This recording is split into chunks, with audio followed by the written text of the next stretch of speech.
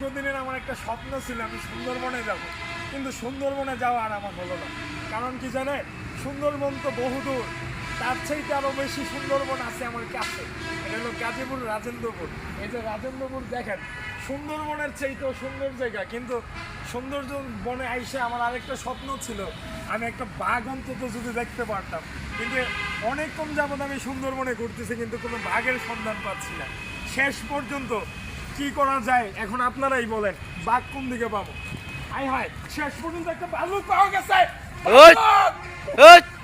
এই যে ভাই ভাল্লুক, ভাই আমি ভয়ে আতঙ্ক হয়ে গেছি ভাই, পুরো ভয়ে আছি। আমি এখন কি করতে পারি ভাই? ধরুন মানে ধৈর্য বলে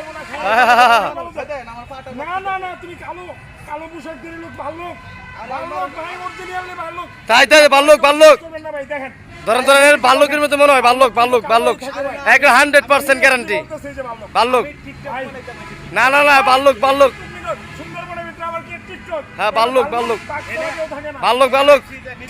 মানুষ মানুষ চিনি রবেন জায়গা সুন্দরবনের ভিতরে এ রূপ ধরছে, মানুষের রূপ ধরছে, মানুষের রূপ মানুষের রূপ মানুষের রূপ মানুষ এই যে মানুষের প্রতিবন্ধী ভাই এই যে এই